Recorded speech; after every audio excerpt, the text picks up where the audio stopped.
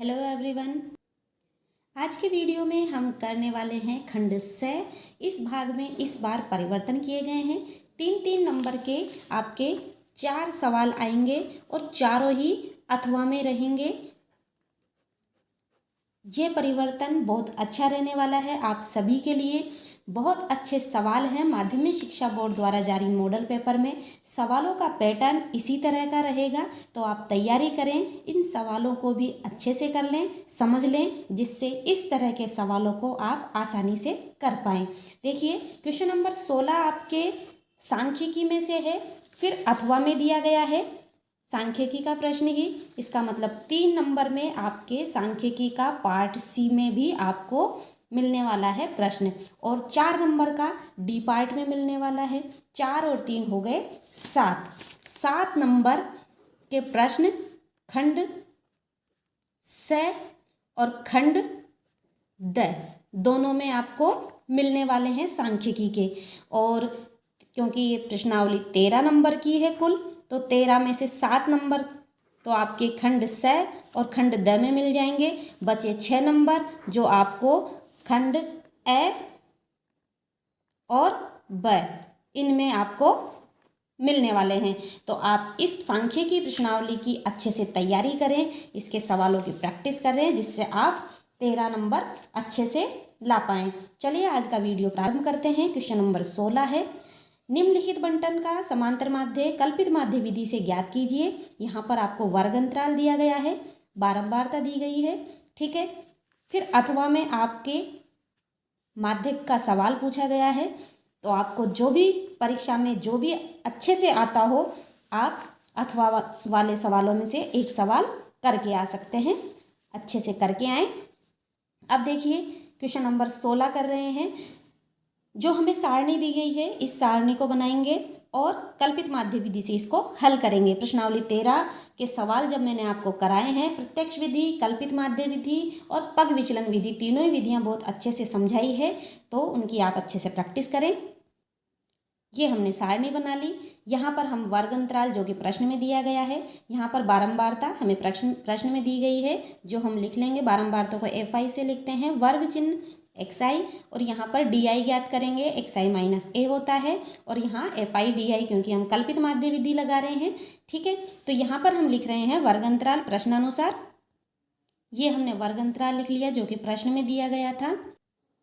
10 से 25, 25 से 40, 40 से 55, 55 से 70, 70 से 85 और 85 से 100, सभी अंतराल सतत अंतराल है, ठीक है। अब बारंबारता लिखेंगे, 2, 3, 7, 6, 6, 6, ये वर्ग अंतराल लिखा है। यहाँ पर बारंबारता लिख रहे हैं, 2, 3, 7, 6, 6, 6, ठीक है। अब यहाँ पर वर्ग चिन्ह ज्ञात करेंगे। वर्ग चिन्ह ज्ञात करने के लिए ऊपरी सीमा प्लस निम्न सीमा बटा 2 करते हैं, तो 25 प्लस 10, तो यहाँ 10 प्लस 25 करेंगे, 10 प्लस 25 बटा 2, 25 प्लस 10 किया 35 आया, भाग दिया 2 का भाग 35 में 17.5 बार गया, यहाँ लिख देंगे 17.5, ठीक है। इसी तरह से 25 प्लस 40 करेंगे तो हमारे पास 65 आ जाएगा, और 65 में 2 का भाग देंगे तो आएगा 32.5, जो कि हम यहाँ लिख देंगे 32.5, ठीक है। अब देखिए, अंतराल सतत है, तो यहाँ पर हम 32.5 में से 17.5 घटा देते हैं। 32.5 में से 17.5 को घटा रहे हैं, तो इस हमारे पास आ जाएगा 15, ठीक है। 15 को हम 32.5 में जोड़ देंगे तो हमारे पास अगला वर्ग चिन्ह आ जाएगा। 32.5 में 15 जोड़ेंगे तो 47.5 आ जाएगा। इसमें 15 जोड़ेंगे तो 62.5 आ जाएगा। फिर इसमें 15 जोड़ेंगे, अंतराल समान है 15 का, तो 77.5 आ जाएगा। इसमें 15 जोड़ेंगे तो 92.5 आ जाएगा, ठीक है। हम कल्पित माध्य विधि से ज्ञात कर रहे हैं समांतर माध्य, तो हम कल्पित माध्य मान लेते हैं 47.5, ठीक है।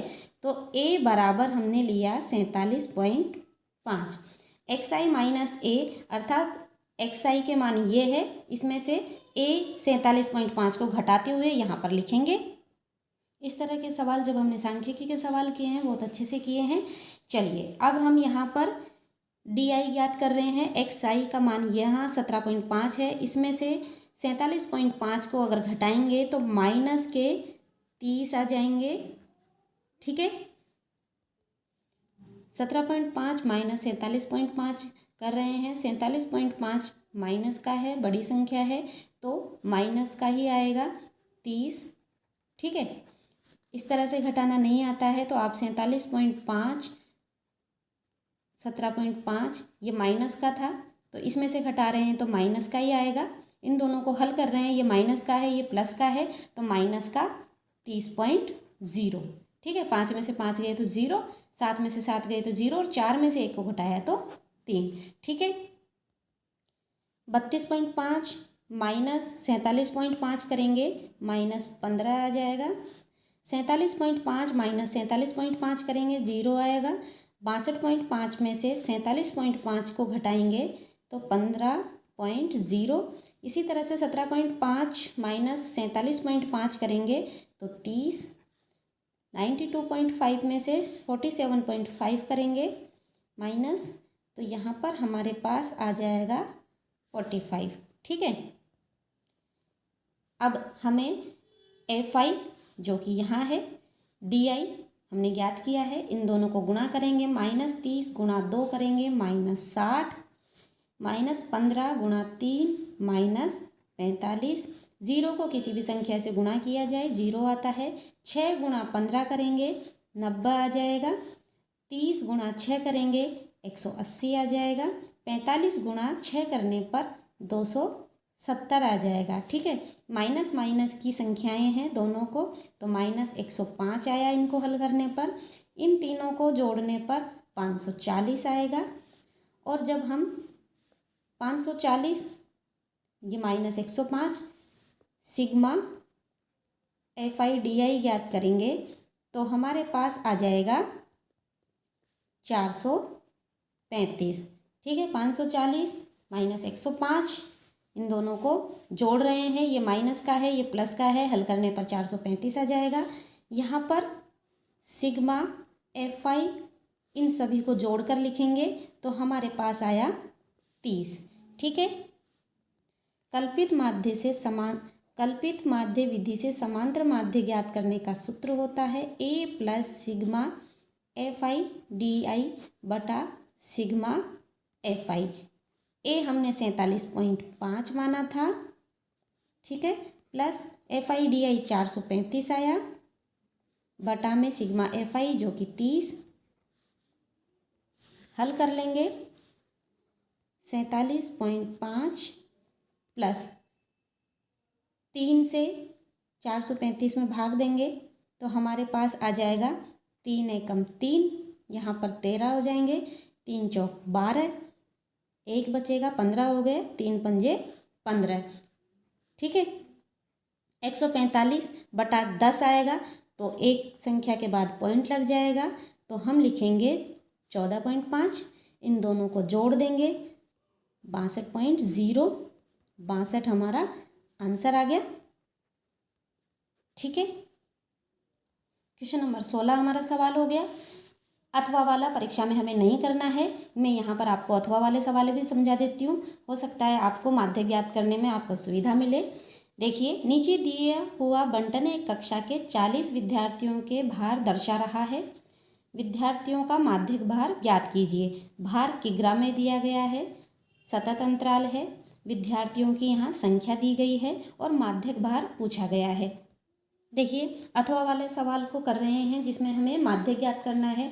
सारणी बनाएंगे। सबसे पहले हमें भार किलोग्राम में दिया गया है, विद्यार्थियों की संख्या दी गई है जो कि बारंबारता है। ठीक है, और फिर हम माध्य ज्ञात करने के लिए CF संचय बारंबारता बनाते हैं तो हमने ये सारणी बनाई। यहाँ पर प्रश्न में से बारंबारता और भार किग्रा में यहाँ लिख देंगे। ये प्रश्न के अनुसार हमने यहाँ पर सारणी बना ली, बारंबारता लिख दी। ठीक है, CF बनाएंगे सबसे पहले क्योंकि हम माध्यक भार ज्ञात करना है। माध्य ज्ञात करने के लिए CF चाहिए तो 3 लिखेंगे। 3 में 5 को जोड़ेंगे 8 हो गया, 8 में 10 को जोड़ेंगे 18, 18 में 8 जोड़ेंगे 26, 26 में 7 जोड़ रहे हैं 33 हो जाएगा, 33 में 4 जोड़ेंगे 37 आ जाएगा, 37 में 3 जोड़ेंगे 40 आ जाएगा। ठीक है, आप देखेंगे कि संचय बारंबारता में यहाँ पर जो 40 आया है, इन सभी बारंबारताओं का योग भी आपके पास 40 आएगा। ठीक है, सिग्मा F बराबर N बराबर 40। ठीक है, अब हम माध्यक वर्ग ज्ञात करेंगे। माध्यक वर्ग कैसे ज्ञात करते हैं? n/2 करेंगे, अर्थात 40/2 किया, 2 का भाग 40 में गया 20 बार। 20 को संचय बारंबारता वाली जो सारणी है इसमें देखेंगे। देखिए यहाँ पर 18 है तो ये छोटा है, तो इसमें हमें इसका माध्यक वर्ग नहीं मिलेगा। इसके आगे वाला, ये वाला, हम इसमें माध्यक वर्ग 55 से 60 लेंगे। ठीक है, इसके आधार पर 18 नहीं लेंगे, इससे बड़ी इसमें आ जाएगा, तो माध्यक वर्ग हो गया 55 से 60। तो यहाँ लिखेंगे माध्यक वर्ग 55 से 60। अब हम सूत्र लिखेंगे माध्यक ज्ञात करने का। माध्यक सूत्र आपको अच्छे से ध्यान रखने हैं सभी। L + n/2 - CF बटा F गुणा H। ठीक है, देखिए यहाँ पर L क्या है? L है निम्न सीमा 55। ठीक है, इसके बाद में H क्या है? अंतराल है। 60 में से 55 को जब हम घटाते हैं तो हमारे पास आ रहा है 5। ठीक है, F क्या है? F बारंबारता है, जो हमने माध्यक वर्ग लिया है उसकी बारंबारता है। CF क्या है? CF है जो हमने माध्यक वर्ग का चयन किया है इससे पहले वाली संचय बारंबारता। ठीक है, CF बराबर 18 मान रख देंगे। चलिए इसको मान रखते हैं। L का मान 55 प्लस n/2 हमारे पास 20 आया, माइनस CF 18 बटा F 8 गुणा H का मान 5 बराबर, इन सबको हल कर लेंगे। देखिए 55 प्लस 20 में से 18 को घटाया 2 आया, बटा 8 गुणा 5, 2 एकम 2, 2 चौके 8। 55 प्लस यहाँ पर आया 1/4 गुणा 5, 55 प्लस 5/4, लघुत्तम ले लेंगे, इसके बटा में 1 है तो यहाँ पर 4 लघुत्तम आया।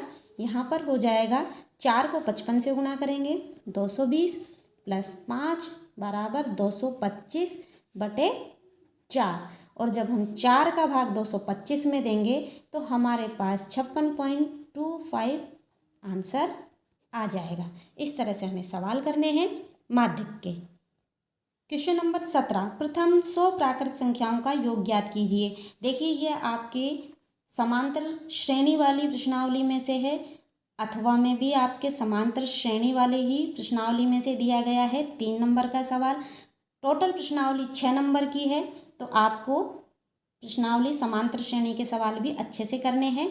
देखिए सवाल करते हैं। 17वां सवाल, प्रथम 100 प्राकृत संख्याओं का योग ज्ञात कीजिए। प्रथम 100 प्राकृत संख्याएं, उनका योग पूछा है, यानी 1 + 2 + 3 + 4, इस तरह से इनका योग पूछा है। प्रथम पद है इसमें 1 और अंतिम पद है 100। ठीक है, और हम जब अंतिम पद दिया हुआ होता है तो योग ज्ञात करने का सूत्र होता है n/2 a + an। ठीक है, n टोटल मान 100 है, 1 से लेकर 100 तक, तो n का मान 100 संख्याएं हैं, बटा 2, a 1 है, अंतिम पद 100 है।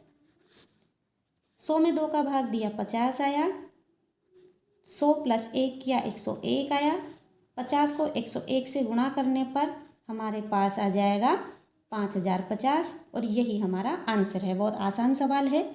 इस तरह के सवालों को आप आसानी से कर सकते हैं। देखिए इसके अथवा का सवाल भी मैं आपको करके बता देती हूँ। आपको परीक्षा में जो आपको अच्छे लगे परीक्षा में अथवा में से एक सवाल करके आना है जो कि 3 नंबर का रहेगा। एपी का प्रथम पद एवं अंतिम पद क्रमशः 1 तथा 11 है। यदि इसके पदों का योगफल 36 है तो पदों की संख्या ज्ञात करो।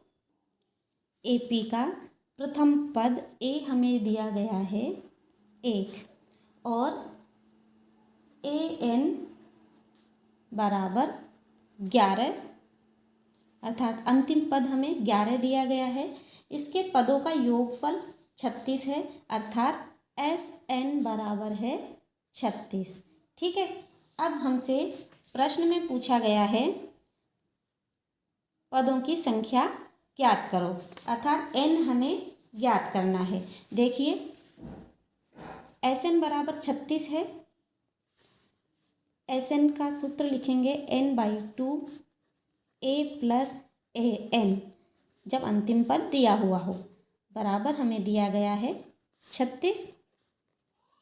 एन हमें ज्ञात करना है तो एन को ऐसे ही लिख दिया ए 1 एन 11 बराबर 36 n/2 11 और 1 12 हो गए बराबर 36। ठीक है। 2 का भाग 12 में 6 बार गया 6 एन आ गया बराबर 36। एन हमें ज्ञात करना है तो एन यहीं रहने दिया 6 गुणा हो रहा है 36/6 हो जाएगा पक्षांतरण करने पर और 6 का भाग 36 में गया 6 बार तो एन का मान हमारे पास आया 6 और यही हमारा आंसर है। बहुत आसान और छोटे छोटे सवाल हैं।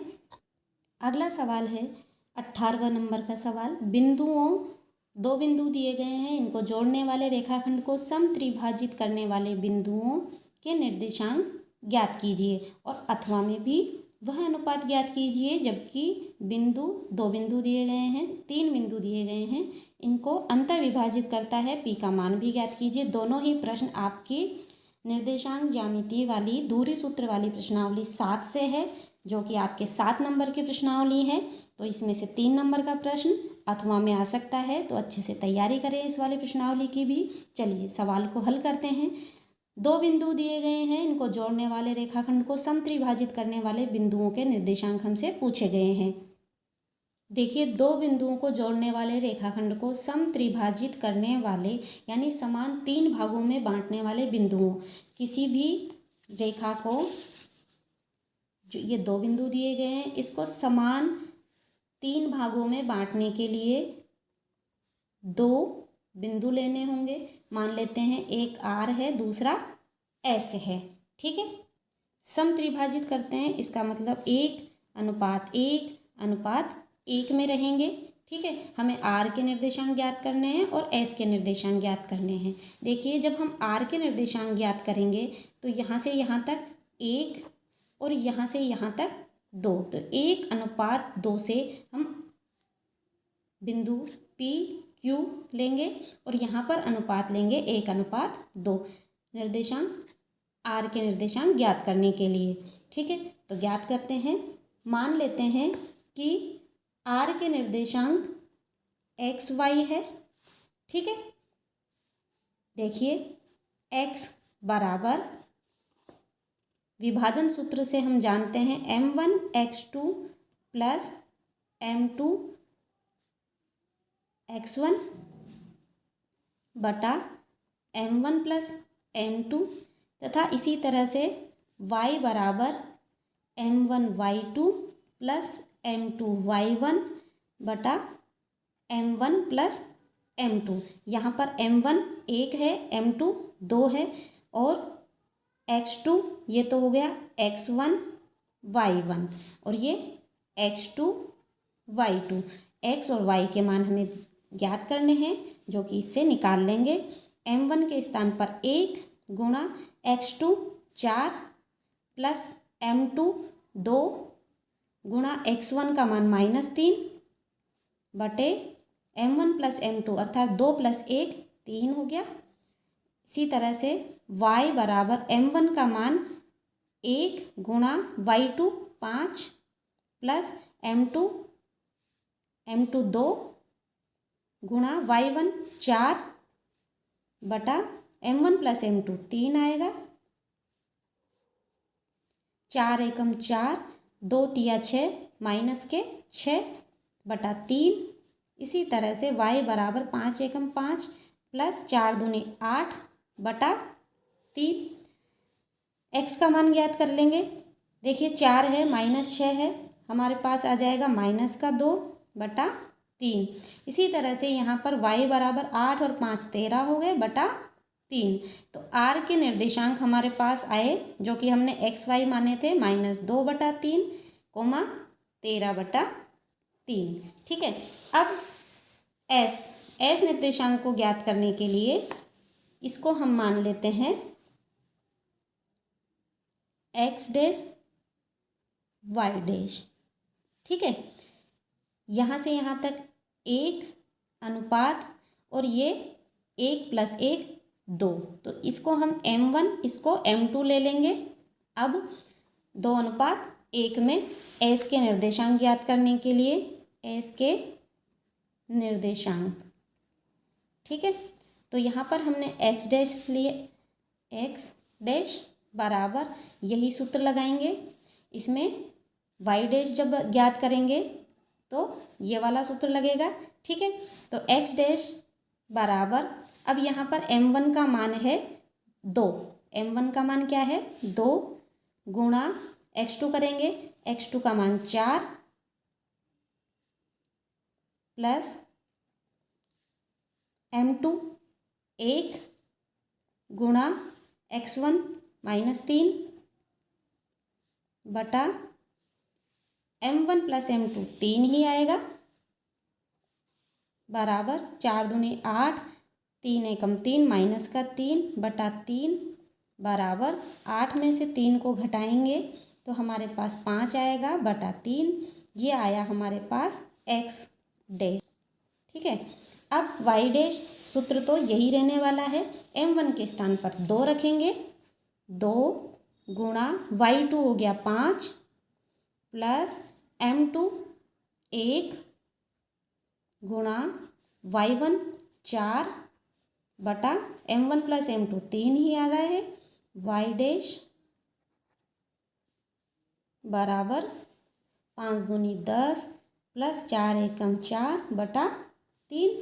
हल कर रहे हैं, 10 और 4 14 बटा 3। तो हमारे पास s जो हमने माना था दूसरा निर्देशांक, इसके मान आ गए 5/3 14 बटा 3। 2 निर्देशांक हमने निकालने थे, r और s निकाल लिए। इसका अथवा वाला सवाल है, वह अनुपात ज्ञात कीजिए जबकि बिंदुओं इससे और इसको अंतर विभाजित करता है, p का मान भी ज्ञात कीजिए। यहाँ पर देखिए p का मान दिया गया नहीं है, हमसे पूछा गया है, तो हमसे अनुपात पूछा गया है एक। तो दूसरा, जबकि बिंदु -3p बिंदुओं -5 4 और -2 3 को अंतर विभाजित करता है, p का मान भी ज्ञात कीजिए। एक ही सवाल है जिसमें हमसे अनुपात भी पूछा गया है और इस p का मान भी पूछा गया है। ठीक है, पार्ट सी में जो आपके अथवा वाले सवाल कर दिए हैं, तो जो आपको अच्छे से आता है वो सवाल आप करके आएँ। 2 सवाल होंगे प्रत्येक में से, एक सवाल आपको करके आना है। ठीक है, अथवा वाला सवाल कर रहे हैं क्वेश्चन नंबर 18 का। देखिए, इस तरह के सवालों के लिए आप 7.2 के सभी उदाहरण और 7.2 के सवाल अच्छे से करें और 7.1 और 7.2 के भी उदाहरण और सवाल अच्छे से करके उनकी प्रैक्टिस करके जाएं। देखिए, यहाँ पर हम मान लेते हैं k अनुपात 1 है।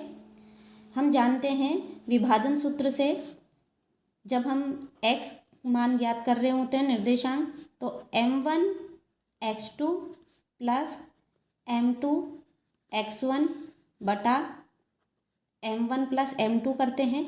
यहाँ पर m1 m2 हमने k 1 मान लिया। ठीक है, और ये हो गया आप x1 y1 और ये x2 y2। x हो जाएगा -3 निर्देशांक, p तो हमें दिया गया नहीं है, तो यहाँ पर इसको मैं हल कर रही हूँ, इसके बराबर में -3 लिखेंगे। तो देखिए m1 के स्थान